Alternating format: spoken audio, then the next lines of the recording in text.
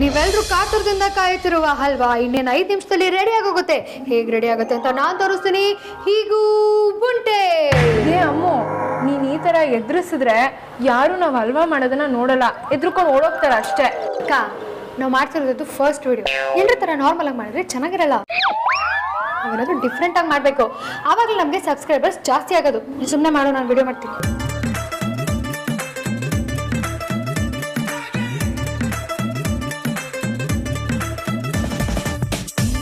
ಯಾಕೆ ಕಟ್ ಮಾಡಿದೆ? ಇನ್ನು ಹಲ್ವಾನೇ ಆಗಿಲ್ಲ, ಇನ್ನು ಸಕ್ಕರೆ ಹಾಕ್ಬೇಕು, ಹಾಲು ಹಾಕ್ಬೇಕು, ಅದು ಬೇಯಬೇಕು. ಒಂದು ನಿಮಿಷ ಇರೋಕ್ಕಾಗಿಲ್ಲ. ಏನಾದರೂ ಕತ್ರಿ ಕೆಲಸ ಇದೆಯಾ ನೋಡ್ತೀನಿ. ಕತ್ರಿ ಕೆಲಸನಾ? ಹಂಗಂದ್ರೇನು? ಅಂದರೆ ಎಡಿಟ್ ಏನಾದರೂ ಮಾಡೋಕ್ಕಿದೆಯಾ ನೋಡ್ತೀನಿ ಅಂತ ಅಂದೆ. ಪರವಾಗಿಲ್ಲ ಅಮ್ಮು, ನೀನು ತುಂಬ ತಿಳ್ಕೊಂಬಿಟ್ಟಿದ್ಯಾ. ಥ್ಯಾಂಕ್ ಯು ಅಕ್ಕ. ಅಕ್ಕ, ಆ್ಯಕ್ಚುಲಿ ವಿಡಿಯೋ ಸೂಪರಾಗಿ ಬಂದಿದೆ. ಎಡಿಟ್ ಮಾಡೋ ಅವಶ್ಯಕತೆನೇ ಇಲ್ಲ. ನಾವು ಡೈರೆಕ್ಟ್ ಅಪ್ಲೋಡ್ ಮಾಡಿದ್ರೆ ಅಷ್ಟೇ ಸಾಕು. ಹೌದಾ? ನನಗೂ ತೋರಿಸು, ನಾನು ನೋಡ್ತೀನಿ. ನಿಮಿಷ ಇರಕ್ಕ, ನೋಡುವಂತೆ. ಫಸ್ಟ್ ವಿಡಿಯೋನ ಅಪ್ಲೋಡ್ ಮಾಡ್ಬಿಡ್ತೀನಿ. ಬೇಡ, ಮಾಡಬೇಡಿ.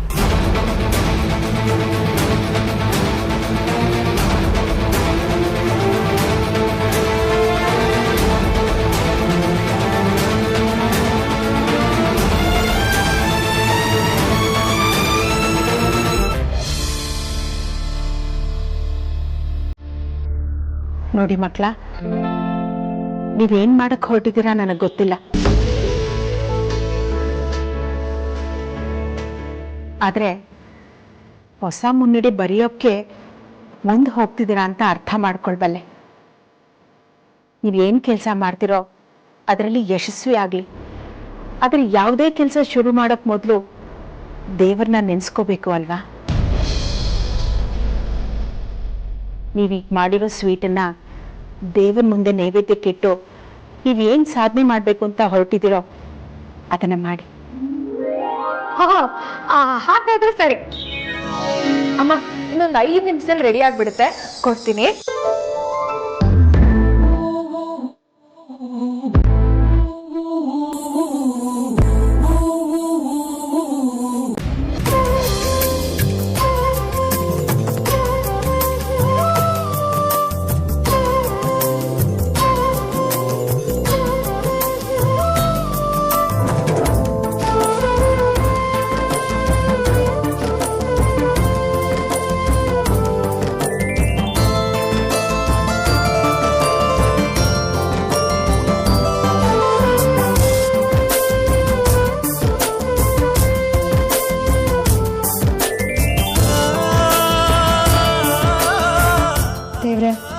ನಮ್ಮ ಅಪ್ಪ ಅಮ್ಮಂಗೆ ಮನೆ ಕಟ್ಟಿಸ್ಕೊಡ್ಬೇಕು ಅಂತ ಅಂದ್ಕೊಂಡಿದ್ದೀವಿ. ಅದಕ್ಕೆ ಯಾರ ಹತ್ರನೂ 1 ರೂಪಾಯಿ ಕೂಡ ಕೇಳದೆ ನಾವೇ ಯಾವ್ಯಾವುದೋ ರೂಪದಲ್ಲಿ ಸಂಪಾದನೆ ಮಾಡ್ತಿದ್ದೀವಿ. ಈಗ ಅದಕ್ಕೋಸ್ಕರ ಅಂತಾನೆ ಹೊಸದಾಗಿ ಯೂಟ್ಯೂಬ್ ಚಾನಲ್ ಓಪನ್ ಮಾಡಿದ್ದೀವಿ. ನಾವು ಮಾಡ್ತಿರೋ ಕೆಲಸಕ್ಕೆ ಸಕ್ಸಸ್ ಸಿಗಲಿ ಅಂತ ಆಶೀರ್ವಾದ ಮಾಡಪ್ಪ. ದೇವ್ರೆ, ನಾವು ಮಾಡೋ ಪ್ರತಿಯೊಂದು ಕೆಲಸಕ್ಕೂ ನಿನ್ನ ಆಶೀರ್ವಾದ ಬೇಕು. ನಮ್ಗೆ ಒಳ್ಳೇದಾಗಲಿ ಅಂತ ಆಶೀರ್ವಾದ ಮಾಡು. ನನ್ನ ಸೊಸೆಂದಿರು ಯಾಕೆ ಕೆಲಸ ಮಾಡ್ತಿದ್ದಾರೆ ಅಂತ ನನಗೆ ಗೊತ್ತಿಲ್ಲ. ಆದರೆ ಇವರು ಮಾಡೋ ಕೆಲಸದಲ್ಲಿ ಜಯ ಸಿಗಲಿ, ಇವರಿಬ್ಬರಿಗೂ ಒಳ್ಳೇದಾಗಲಿ.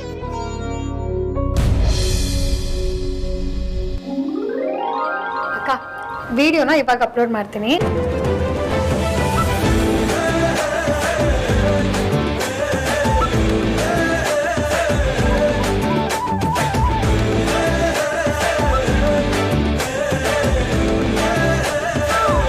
ನೋಡ್ತಾ ಇರಕ್ಕ, ಇನ್ಮೇಲಿಂದ ಎಷ್ಟು ಸಬ್ಸ್ಕ್ರೈಬರ್ಸ್ ಆಗ್ತಾರೆ ಅಂತ. ಇನ್ಮೇಲಿಂದ ಯೂಟ್ಯೂಬಲ್ಲಿ ನಮ್ದೇ ಹಾವಳಿ. ಹೇಳಕ್ಕಾಗಲ್ಲ, ನಾವು ಪ್ಯಾನ್ ಇಂಡಿಯಾ ಸ್ಟಾರ್ ಆದ್ರೂ ಆಗ್ಬೋದು.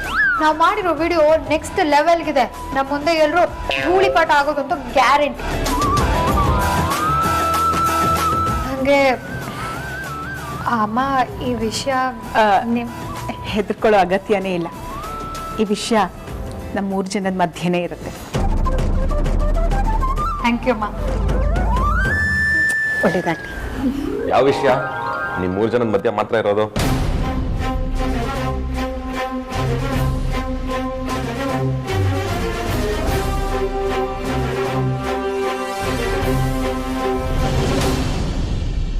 ಅದೆಲ್ಲ ನಿಮ್ಗೆ ಹೆಂಗಸ್ರ ವಿಷಯ 1000 ಇರುತ್ತೆ. ಅದನ್ನೆಲ್ಲ ನಿಮ್ಗೆ ಹೇಳ್ಬೇಕು ಅಂತ ಏನಿಲ್ಲ. ಓ ಹಾಗಾ? ಪರವಾಗಿಲ್ಲ, ನಮ್ಗೆ ಹೇಗೆ ತಿಳ್ಕೊಳ್ಬೇಕು ಅಂತ ಗೊತ್ತಿದೆ. ಅದ್ ಸರಿ, ನೀವ್ ಇಷ್ಟು ಬೇಗ ಹೋಗಿ ಉಪ್ಪಿನಕಾಯಿ ಇಸ್ಕೊಂಬಂದ್ರ? ಎಲ್ಲಿ ಉಪ್ಪಿನಕಾಯಿ? ಇಲ್ಲ ಹೆಂಡತಿ, ನಾನು ನಿಮ್ಮ ಮನೆಗೆ ಹೋಗ್ಲಿಲ್ಲ. ಯಾಕೆಂದ್ರೆ ಹೋಗಕ್ ಮುಂಚೆ ಅತ್ತೆ ಕಾಲ್ ಮಾಡಿದೆ, ಅವರು ಮನೇಲಿಲ್ಲ, ಸಂಜೆ ಬಾ ಅಂತ ಹೇಳಿದ್ರು. ಸೊ ಅದಕ್ಕೆ ವಾಪಸ್ ಬಂದೆ.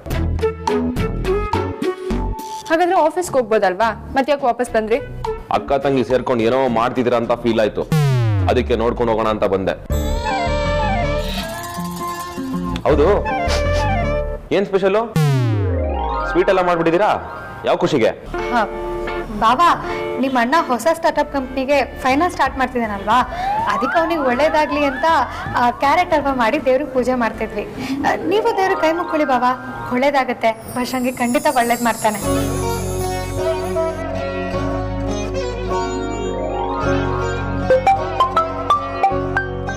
ಓಹ್ ಬಾವಾ, ಹಲೋ ಬಾವಾ. ಅಯ್ಯೋ ಲೇಟ್ ಆಗ್ಬಿಟ್ಟಿದೆ. ಹೊರಟೆ ಬಾವಾ. ಓಕೆ ಓಕೆ ಓಕೆ, ಬಾಯ್.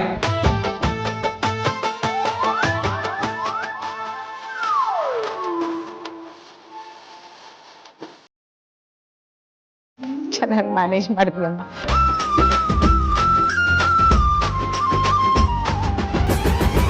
ಅಕ್ಕ, 4 legs ಬಂತು.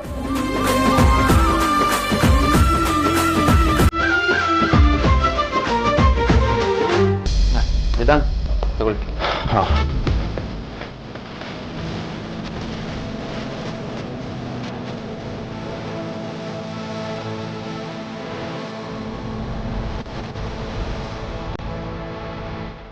ಸಾರ್ಥಕ್, ಈ ಡೀಟೇಲ್ಸ್ ಯಾವ ಪ್ರಾಜೆಕ್ಟ್ಗೆ ಸಂಬಂಧಪಟ್ಟಿದ್ದು ಅಂತ ನನಗೆ ಅರ್ಥ ಆಗ್ತಿಲ್ಲ. You mind explaining? ಹಾಂ, ಎಕ್ಸ್ಪ್ಲೇನ್ ಮಾಡ್ತೀನಿ. ಇದು ಹೆಣ್ಮಕ್ಳಿಗೆ ಅಂತಲೇ ಕ್ರಿಯೇಟ್ ಮಾಡಿರೋ ಸ್ಪೆಷಲ್ ಆ್ಯಪ್. ಈಗಿನ ಜನ್ರೇಷನಲ್ಲಿ ಎಲ್ಲ ಹೆಣ್ಮಕ್ಳು ಓದ್ಕೊಂಡಿರ್ತಾರೆ. ಎಲ್ಲರೂ ತಮ್ಮ ಕಾಲ ಮೇಲೆ ತಾವು ನಿಂತ್ಕೋಬೇಕು ಅಂತ ಜಾಬ್ ಸರ್ಚ್ ಮಾಡ್ತಿರ್ತಾರೆ. ಅಂಥ ಹೆಣ್ಮಕ್ಳಿಗೆ ಅಂತಲೇ ಹುಟ್ಟಾಕಿರೋ ಆ್ಯಪ್ ಇದು. ಯಾರು ಇಂಡಿಪೆಂಡೆಂಟ್ ಆಗಿ ಕೆಲಸ ಮಾಡಬೇಕು ಅಂದ್ಕೊಳ್ತಾರೋ ಅಂಥವ್ರು ಈ ಆ್ಯಪಲ್ಲಿ ರಿಜಿಸ್ಟರ್ ಆದರೆ ಅವ್ರು ನಿಯರ್ ಬೈ ಇರೋ ಏರಿಯಾದಲ್ಲಿ ಯಾವುದಾದ್ರೂ ಜಾಬ್ ಆಪರ್ಚುನಿಟೀಸ್ ಇದ್ದರೆ ಅದಕ್ಕೆ ಅಪ್ಲೈ ಮಾಡ್ಬೋದು. ಅಷ್ಟೇ ಅಲ್ಲ ಅಗ್ರಜ, ಹೆಣ್ಮಕ್ಳಿಗೆ ಅಂತಾನೆ ಡೆಡಿಕೇಟ್ ಆಗಿರೋ ಕ್ಯಾಬ್ಸು, ಆಟೋಗಳನ್ನ ಈ ಆ್ಯಪ್ ಮೂಲಕ ಬುಕ್ ಮಾಡ್ಬೋದು. ಆ್ಯಂಡ್ ಅವ್ರಿಗೆ ಕಲಿಯೋ ಆಸಕ್ತಿ ಇದ್ರೆ ಈ ಆ್ಯಪ್ ಮೂಲಕನೇ ಅವರು ಟೀಚರ್ಸ್ನೂ ಹುಡುಕ್ಬೋದು. And last but not the least, ಮನೆಯಿಂದನೇ ದಿನಸಿ ಐಟಮ್ಸು, ಮಸಾಲೆ ಪುಡಿ, ಇದನ್ನೆಲ್ಲ ಶಾಪ್ಸ್ಗೆ ಈ ಆ್ಯಪ್ ಮೂಲಕ ಸೇಲ್ ಮಾಡ್ಬೋದು. ಇಷ್ಟೊಂದೆಲ್ಲ ಫೀಚರ್ಸ್ ಅಡಾಪ್ಟ್ ಮಾಡ್ತಿದ್ದಾರೆ. That's really nice. ಇನ್ನೂ ಇದಾವೆ ದಾನ್. ಇದರಲ್ಲಿ ಹೆಣ್ಮಕ್ಳು ಸೇಫ್ಟಿಗೆ ತುಂಬಾನೇ ಮಹತ್ವ ಕೊಟ್ಟಿದ್ದಾರೆ. ಇದರಲ್ಲಿ ರಿಜಿಸ್ಟರ್ ಮಾಡ್ಕೊಳ್ಳೋ ಮೊಬೈಲ್ ನಂಬರು GPS ನಂಬರ್ಗೆ ಕನೆಕ್ಟ್ ಆಗಿರುತ್ತೆ. ಅವ್ರು ಎಲ್ಲೇ ಹೋದ್ರು, ಎಷ್ಟೇ ದೂರ ಹೋದ್ರು, ಅವ್ರ ನಂಬರ್ಗೆ ಒಂದು ಎಮರ್ಜೆನ್ಸಿ ನಂಬರ್ ಕನೆಕ್ಟ್ ಆಗಿರುತ್ತೆ.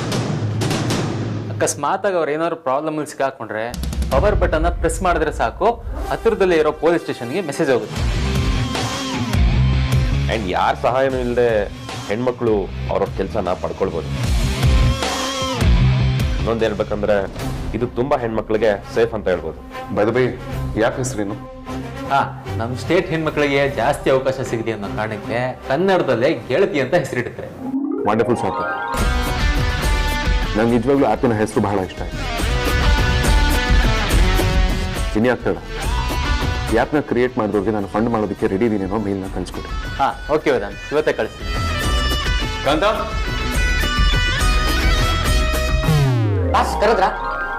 ಕಾಂತ, ನಮ್ಮ ಕಂಪನಿಯಿಂದ ಹೊಸ ಆ್ಯಪ್ನ ಲಾಂಚ್ ಮಾಡ್ತಾ ಇದೀವಿ. ಅದ್ರ ಆ್ಯಡ್ ಮಾಡೋದಕ್ಕೆ ಒಂದು ಒಳ್ಳೆ ಆ್ಯಡ್ ಏಜೆನ್ಸಿಗೆ ಇದನ್ನು ಔಟ್ಸೋರ್ಸ್ ಮಾಡಿ. ಹಾಗೆ ಆ್ಯಡ್ಗೆ ಹೋಮ್ಲಿ ಲುಕ್ ಇರುವಂಥ ಹೆಣ್ಮಕ್ಳನ್ನ ಬಳಸ್ಕೊಂಡು ಖಂಡಿತವಾಗ್ಲೂ ಕ್ಲಿಕ್ ಆಗುತ್ತೆ ಅನ್ನೋದು ನನ್ನ ಒಪಿನಿಯನ್. ಈ ಆ್ಯಪಿಗೆ ಅದರ ಸ್ಪೆಷಾಲಿಟಿ ಇದೆ. ಕನೆಕ್ಟಬಲ್ ಫೇಸ್ ಇದ್ರೆ, ಒಂದು ಫ್ರೆಶ್ ಫೇಸ್ ಇದ್ರೆ ಚೆನ್ನಾಗಿರುತ್ತೆ. ಎಸ್ ಬಾಸ್, ಈ ವಿಚಾರ ನಾನು ಹಂಗೆ ಬಿಟ್ಬಿಡಿ, ನಾನೆಲ್ಲ ನೋಡ್ಕೋತೀನಿ.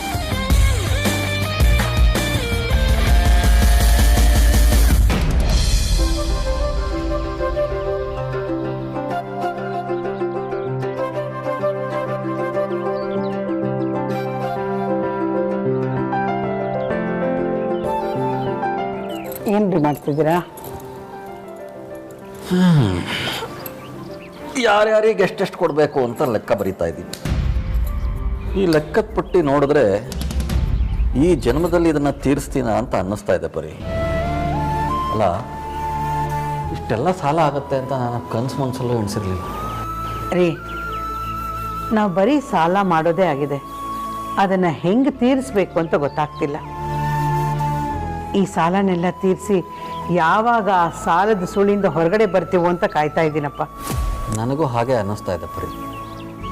ಎಲ್ಲರೂ ದುಡ್ಡು ಕೇಳೋರೇ ಆಗಿದ್ದಾರೆ, ಯಾರೂ ಸಹಾಯ ಮಾಡೋರೇ ಇಲ್ಲ. ಯಾರನ್ನು ಬೇಕಾದರೂ ಸಂಭಾಳಿಸ್ಬೋದು, ಆದರೆ ಆ ಮೀಟು ಪ್ರಕಾಶ ಇದನ್ನಲ್ಲ, ಮಾತೆತ್ತಿದ್ರೆ ಜಗಳಕ್ಕೆ ಬರ್ತಾನೆ. ನಮ್ಮ ಪರಿಸ್ಥಿತಿನ ಅರ್ಥನೇ ಮಾಡ್ಕೊಳ್ಳಲ್ಲ ಅಂತಾನೆ.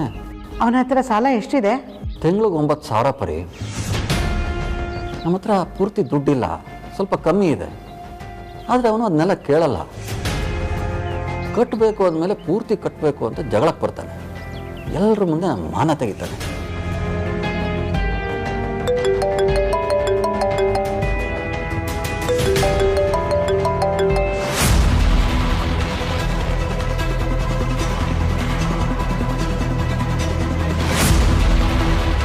ಯಾರ್ದ್ರಿ ಫೋನು? ಅದೇ ಮೀಟರ್ ಪ್ರಕಾಶ್ ಅಂದ್ರೆ. ರೀ, ಈ ತಿಂಗಳಾಗಲ್ಲ, ಬರೋ ತಿಂಗಳು 2 ಸೇರಿಸ್ಕೊಡ್ತೀವಿ ಅಂತ ಹೇಳ್ರಿ. ನೀನೇನು ತಲೆ ಕೆಡಿಸ್ಕೋಬೇಡ ಬಿಡು, ನಾನು ಇವನ ಹತ್ರ ಆಮೇಲೆ ಮಾತಾಡ್ತೀನಿ. ಯಾವಾಗಲೇ ಆದರೂ ಅವನ ಹತ್ರ ಮಾತಾಡಲೇಬೇಕಲ್ಲ. ಈಗಲೇ ಮಾತಾಡಿ ಅವನ ಕಾಟನಾದರೂ ತಪ್ಪುತ್ತೆ.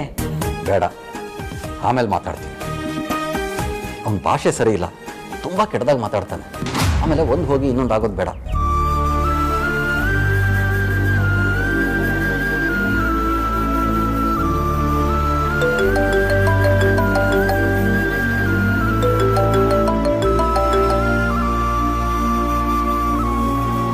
ಮೆಸ್ ಇದ್ದಿದ್ರೆ ನಮಗೆ ಈ ಪರಿಸ್ಥಿತಿ ಬರ್ತಾ ಇರಲಿಲ್ಲ. ಅದು ನಿಂತು ಹೋದ್ಮೇಲೆ ನಮ್ಮ ಸಾಲ ಜಾಸ್ತಿ ಆಗಿತ್ತು. ಆದಾಯನೇ ಇಲ್ಲ ಅಂದಮೇಲೆ ಸಾಲ ಜಾಸ್ತಿ ಆಗದೆ ಇನ್ನೇನಾಗುತ್ತೆ? ನೋಡೋಣ ಬಿಡಿ, ದೇವರೊಂದು ದಾರಿ ತೋರಿಸ್ತಾನೆ. ಈ ತಿಂಗಳು ಸಂಬಳದಲ್ಲಿ ಎಲ್ಲ ತೂಗಿಸ್ಕೊಂಡು ಹೋಗೋದು ಕಷ್ಟ ಅನ್ನಿಸ್ತಾ ಇದೆ. ಏನು ಮಾಡಬೇಕು ಅಂತಲೇ ಗೊತ್ತಾಗ್ತಾ ಇಲ್ಲ. ರೀ, ನೀವು ತುಂಬ ಚಿಂತೆ ಮಾಡೋಕ್ಕೆ ಹೋಗಬೇಡಿ. ಇನ್ನೊಂದು 6 ತಿಂಗಳಲ್ಲಿ ಎಲ್ಲ ಸಾಲನ ತೀರಿಸ್ಬಿಡೋಣ. ನೀವು ಧೈರ್ಯವಾಗಿರಿ.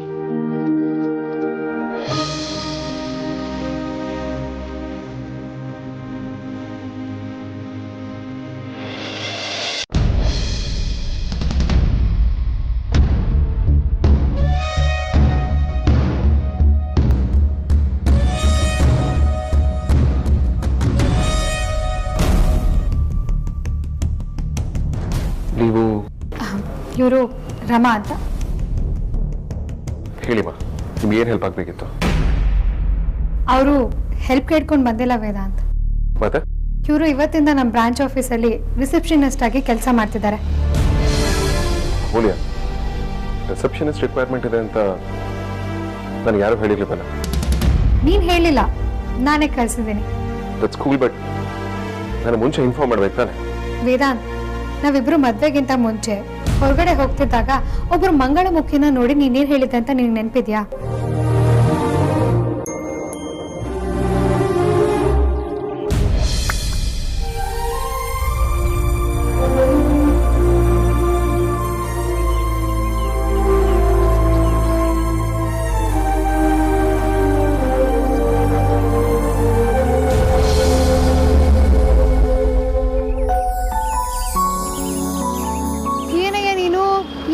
ದಾನ ಧರ್ಮ ಮಾಡ್ತಾ ಇದ್ಯಾ? ಶರಾಬಜಾರಿ ಸಹಾಯ ಮಾಡೋದನ್ನ ತಪ್ಪು ಅನ್ನೋ ರೀತಿ ಮಾತಾಡಬೇಡ.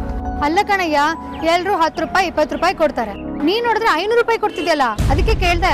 ಸಹಾಯ ಮಾಡುವಾಗ ದುಡ್ಡು ಎಷ್ಟು ಅಂತ ಲೆಕ್ಕ ಮಾಡಬಾರ್ದು, ಮಾನವೀಯತೆ ಅಷ್ಟೇ ಮುಖ್ಯ. ಆದ್ರೂ ಪರವಾಗಿಲ್ಲ ಕಣಯ್ಯ, ಈಗಿನ ಕಾಲದಲ್ಲೂ ನಿನ್ನಂತವ್ರು ಇದಾರೆ ಅಂತಂದ್ರೆ ತುಂಬಾ ಖುಷಿ ಆಗತ್ತೆ. ಬಡವ್ರನ್ನ ಕಂಡ್ರೆ ಮೂತಿ ಮುಡ್ಕೊಂಡು ಹೋಗೋರೆ ಜಾಸ್ತಿ, ಅಂಥದ್ರಲ್ಲಿ ನೀನು ಸಹಾಯ ಮಾಡ್ತಾ ಇದ್ಯಾ. ನಿನ್ನಂತವ್ನ ನನ್ನ ಗಂಡ ಆಗ್ಬಿಡೋದಕ್ಕೆ ತುಂಬಾ ಪುಣ್ಯ ಮಾಡಿದ್ದೀನಿ. ನಮ್ಮ ಹತ್ರ ಎಲ್ಲ ಇರುವಾಗ ಇಲ್ದಿರೋರಿಗೆ ಸಹಾಯ ಮಾಡೋದು ಗ್ರೇಟ್ನೆಸ್ ಅಲ್ಲ, ಅಥವಾ ಅವ್ರು ನಮ್ಮನ್ನ ಹೊಗಳಿ ಅಂತನೂ ಅಲ್ಲ. ದೇವ್ರು ನಮಗೆ ಕೈ ತುಂಬ ಕೊಡುವಾಗ ಮತ್ತೊಬ್ಬರಿಗೆ ಕೊಡ್ತೀನಿ ಅನ್ನೋದ್ರಲ್ಲಿ ತಪ್ಪಿಲ್ಲ. ಎಲ್ಲರಿಗೂ ಒಳ್ಳೇದಾಗ್ಬೇಕು ಅನ್ನೋದು ಅಷ್ಟೇ ನನ್ನ ಉದ್ದೇಶ. ಈ ಥರದವರಿಗೆ ನಾವು ಸಹಾಯ ಮಾಡದೆ ಯಾರು ಮುಂದೆ ಬರ್ತಾರೆ ಮೂಲ್ಯ? ಒಂದು ಟೈಮ್ ಇತ್ತು, ಇವ್ರನ್ನ ನೋಡಿದ್ರೆ ಹೆದರ್ಕೊಳ್ಳೋರು, ಮಾತಾಡಿಸ್ತಿರ್ಲಿಲ್ಲ. ಪಾಪ ಕೆಲಸಕ್ಕೆ ಅಂತ ಅಪ್ಲೈ ಮಾಡಿದಾಗ ಅಲ್ಲೂ ಕೂಡ ಕೆಲವರು ಮೇಲ ಫಿಮೇಲ ಅಂತ ಅವಮಾನ ಮಾಡ್ತಿದ್ರು. ಆದರೂ ಥ್ಯಾಂಕ್ಫುಲಿ ಇವತ್ತು ಸಮಾಜ ಚೇಂಜ್ ಆಗ್ತಿದೆ. ಸೊಸೈಟಿ ಇವ್ರನ್ನ ರಿಸೀವ್ ಮಾಡ್ಕೊಳ್ಳೋ ರೀತಿ ಕೂಡ ಬದಲಾಗ್ತಿದೆ. ಬಟ್ ಇದು ಸಾಲದು. ನಮ್ಮಲ್ಲಿ ಇನ್ನೂ ಅಕ್ಸೆಪ್ಟೆನ್ಸ್ ಬರಬೇಕು. ನಾನು ಇವತ್ತು ಕೊಟ್ಟಿರೋ 500 ರೂಪಾಯಿಂದ ಖಂಡಿತವಾಗ್ಲೂ ಸಮಸ್ಯೆಗಳು ಸಾಲ್ವ್ ಆಗೋದಿಲ್ಲ. ಅದಕ್ಕೆ ಒಂದು ಪರ್ಮನೆಂಟ್ ಸೊಲ್ಯೂಷನ್ ಕಂಡುಹಿಡಿಯಬೇಕು. ಇವರು ನಮ್ಮ ಥರನೇ ಸರಿಸಮವಾಗಿ ಖುಷಿಯಿಂದ ಬದುಕು. ಹಾಗಾಗಿ ಇವ್ರ ಮೇಲೆ ನಂಗೆ ಅಷ್ಟೊಂದು ಪ್ರೀತಿ ಇಂಟ್ರೆಸ್ಟ್ ಅಷ್ಟೇ. ಸರಿ ಕಣಪ್ಪ, ಆಯ್ತು.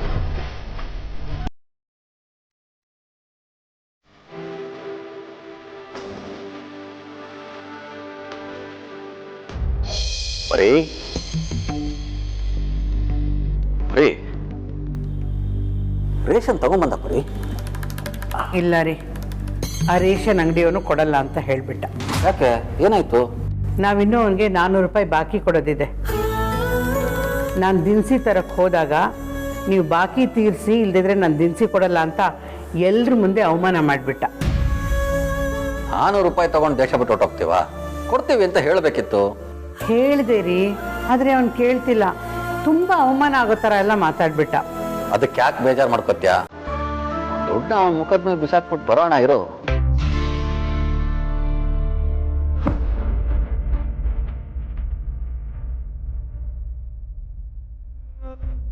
ಮರೇ, ಸಾಸಿವೆ ಡಬ್ಬದಲ್ಲಿ ಏನಾದರೂ ಒಂದು 200 ರೂಪಾಯಿ ಇಟ್ಟಿದ್ಯಾ? ಅದೇ ದುಡ್ಡಲ್ಲಿ ಅಲ್ವೇನ್ರಿ ಸಕ್ಕರೆ ಟೀ ಪುಡಿ ತಂದಿದ್ದು. ಅಯ್ಯೋ, ನಿಮ್ಮಮ್ಮಂಗೆ ಮರು ಜಾಸ್ತಿ. ಸಾಸಿವೆ ಡಬ್ಬದಲ್ಲೋ ಜೀರಿಗೆ ಡಬ್ಬದಲ್ಲೋ ಇಟ್ಟಿರ್ತಾಳೆ, ಇಟ್ಬಿಟ್ಟು ಮಾಡ್ತಿರ್ತಾಳೆ. ಯಾವುದಕ್ಕೂ ಹೋಗಿ ಒಂದ್ಸಲ ನೋಡ್ಕೊಂಬಾ. ನಮ್ಮ ಅದೃಷ್ಟಕ್ಕೆ ಸಿಕ್ಕರು ಸಿಗ್ಬಹುದು.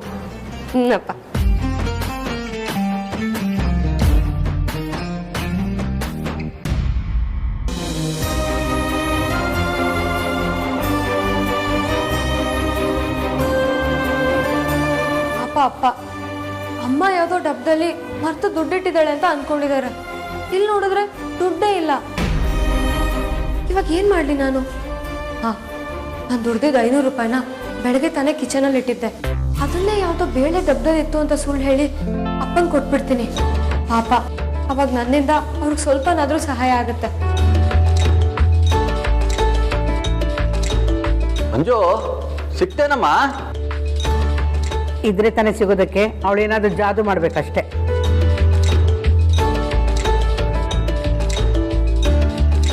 ಓಂ ಬ್ರೀಂ ರೂಂ ಛಾ. ತಗೋಮ್ಮ, 500 ರೂಪಾಯಿ ಇದೆ. ಇನ್ನ ಬೇಕು ಅಂದ್ರೆ ಹೇಳು, ಮ್ಯಾಜಿಕ್ ಮಾಡಿ ತರಿಸ್ಬಿಡ್ತೀನಿ.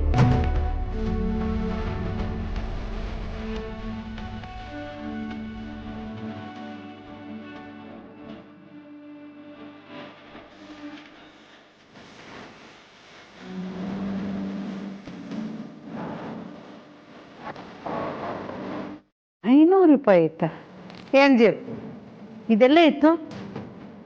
ಅಡುಗೆ ಮನೇಲಿ ಯಾವುದೇ ಮೂಲೆಯಲ್ಲಿ ಇಟ್ಟಿದ್ರು ನನಗೆ ನೆನಪಿರುತ್ತೆ. ನಿನಗೆ ಹೇಗೆ ಸಿಕ್ತು ಇದು? ಇನ್ಯಾರಮ್ಮ ಇಡ್ತಾರೆ? ಅಪ್ಪ ಹೇಳ್ದಂಗೆ ನೀನ್ ಯಾವ್ದೋ ಡಬ್ಬದಲ್ಲಿ ಇಟ್ಟು ಇನ್ಯಾವುದೋ ಡಬ್ಬದಲ್ಲಿ ಹುಡುಕ್ತೀಯ. ಬೇಳೆ ಡಬ್ಬದಲ್ಲಿ ಇತ್ತು. ಬರೀ ಆ ಬಾಕಿ ಹಣ ತೀರ್ಸಿದ್ರು 300 ರೂಪಾಯಿ ಉಳಿಯುತ್ತೆ. ಅದರಲ್ಲಿ ದಿನಸಿ ತಗೊಂಡು ಬಂದ್ಬಿಡೋಣ ಬಾ. ಆಯ್ತು ರೀ, ನೀವು ಸ್ನಾನಕ್ಕೆ ನಡೀರಿ. ನಾನು ಟವಲ್ ತರ್ತೀನಿ. ಆದಷ್ಟು ಬೇಗ ಹೋಗಿ ದಿನಸಿನೆಲ್ಲ ತಂದ್ಬಿಡೋಣ.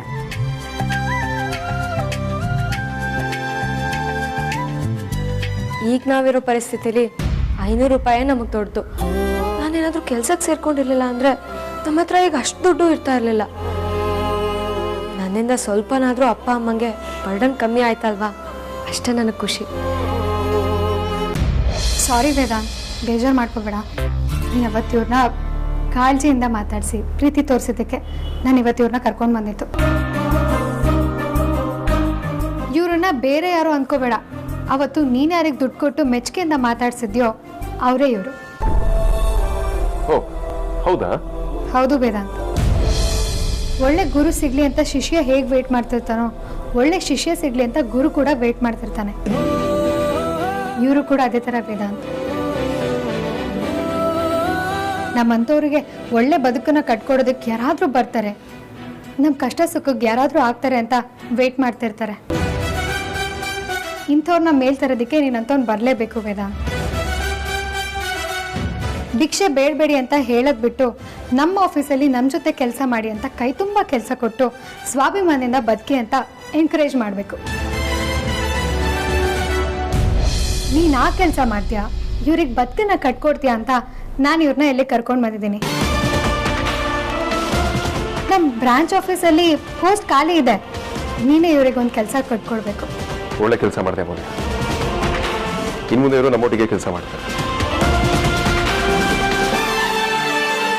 ಪೋಸ್ಟ್ ಖಾಲಿ ಇಲ್ಲ ಅಂದ್ರು ಒಂದು ಪೋಸ್ಟ್ನ ಕ್ರಿಯೇಟ್ ಮಾಡಿ ಇವ್ರಿಗೆ ಕೊಡೋಣ. ಕಾಂತ, ಬಾಸ್, ಇನ್ನು ಮುಂದೆ ಇವರು ನಮ್ಮ ಕಂಪ್ನಿಯಲ್ಲೇ ಕೆಲಸ ಮಾಡ್ತಾರೆ. ಇವ್ರಿಗೆ ಅಪಾಯಿಂಟ್ಮೆಂಟ್ ಲೆಟರ್ ಕೊಡಿ, ಹಾಗೆ ಕ್ಯಾಬ್ ವ್ಯವಸ್ಥೆ ಕೂಡ ಮಾಡಿ. ಡೆಸಿಗ್ನೇಷನ್ ಏನು ಅಂತ ನಾನು ನಿಮ್ಗೆ ಆಮೇಲೆ ಹೇಳ್ತೇನೆ. ಸರಿ ಬಸ್, ಈಗಲೇ ಮಾಡ್ತೀನಿ.